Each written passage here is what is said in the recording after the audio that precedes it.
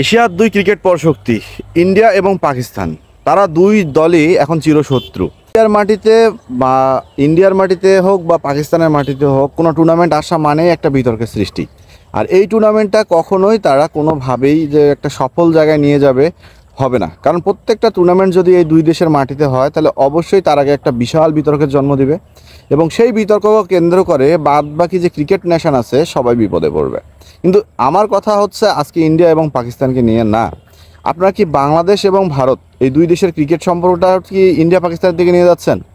দেখেন, বাংলাদেশ এবং ভারতের আমি জানি না কোনো শত্রুমি আছে কি না, কারণ আমরা কখনো যারা বুঝতে জানি, যাদের মাথায় বোঝার জ্ঞান আছে, যাদের মাথায় একটু হইলেও রাজনৈতিক ঘেলু আছে, যাদের মাথায় একটু হইলেও মানে কোনো প্রতিহিংসামূলক জিনিস নাই, যাদের মন ক্লিয়ার আছে, যাদের মনের মধ্যে কোনো প্রকার সংশয় নাই, তারা এটা মানেন যে প্রতিবেশী রাষ্ট্র ভারত, প্রতিবেশী রাষ্ট্র বাংলাদেশ, দুই দেশের জনগণ খুব বন্ধুত্বপূর্ণ একটা সম্পর্ক, দুই দেশের ক্রিকেটইও একটা বন্ধুত্বপূর্ণ সম্পর্ক।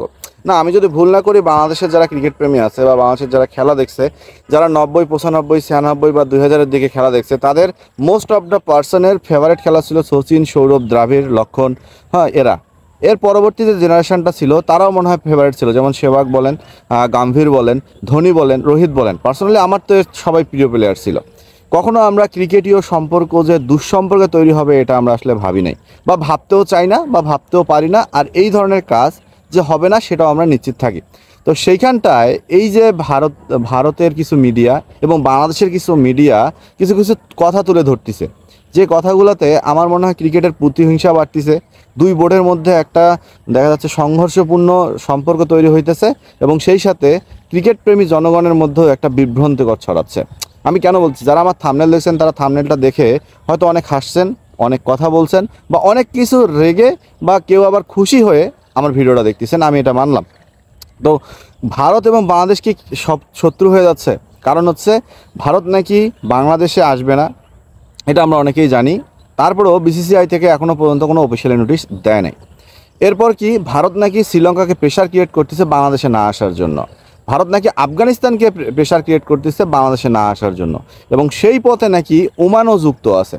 সো এই ধরনের নিউজগুলো আসলে কতটুকু সত্যি সময় তো অবশ্যই বলবে, কিন্তু তার আগেই এই ধরনের নিউজগুলো পাবলিক করে আপনারা কি বোঝাতে চাচ্ছেন? আপনারা কি চাচ্ছেন যে ভারত এবং বাংলাদেশের মধ্যে যে একটা বৈরী সম্পর্ক তৈরি হোক, ভারত আর বাংলাদেশের মধ্যে একটা যে ক্রিকেটীয় যে একটা ভালো বন্ধুত্বপূর্ণ সম্পর্ক আছে সেটা নষ্ট হোক? আপনারা কি চাচ্ছেন যে আমাদের মতো ক্রিকেট পাগল যারা দর্শক আছে তাদের ভিতরে কিছু একটা বিধ্বংসী রূপ ঢুকাই দেওয়া হোক?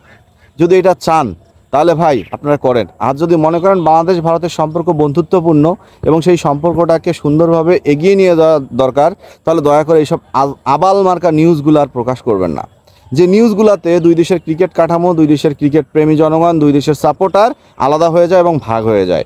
কারণ এশিয়ার মধ্যে যদি এখন অন্যতম ক্রিকেট পরাশক্তি চান সেটা বাংলাদেশ, আপনাকে স্বীকার করতে হবে। হ্যাঁ, রিসেন্ট ফর্ম বাংলাদেশে খারাপ, কিন্তু বাংলাদেশ শ্রীলঙ্কা থেকে অবশ্যই টি-20 সিরিজ জিতে আসছে। পাকিস্তানকে বাংলাদেশ ঘর মাটিতে সিরিজ হবে, আমি আপনাকে গ্যারান্টি দিয়ে বলতেছি।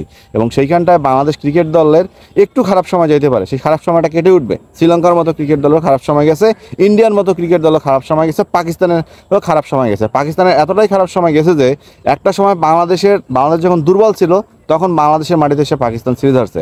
আপনারা ভুলে গেলে চলবেন না, ইন্ডিয়াও কিন্তু লাস্ট যেবার বাংলাদেশে আসছে সিরিজ হেরে চলে গেছে। তাহলে বাংলাদেশকে ছোট করার তো কোনো দরকারই নেই। খারাপ সময় থাকতে পারে, কে বলে যে টিমটা বাংলাদেশে খেলতেছে এই টিমটা ইন্ডিয়াকেও হারাই দিতে পারে, পাকিস্তানকে হারা দিতে পারে, শ্রীলঙ্কাকে তো হারাইছি, আর আফগানিস্তানের সাথে হারা এটা আমি অঘটন মনে করি।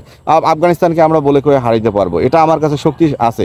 কিন্তু অন্যের মাটিতে থাকলে বা যদি কারোর সাথে হোম সিরিজ খেলা যায় সেখানে ভাইয়া জিম্বাবুয়েও শক্তিশালী, এটা মাথায় রাখবেন। সো রান আউটে যারা দেখছেন তাদেরকে অনুরোধ করবো এইসব ফেক নিউজগুলো দেখে কান দেবেন না।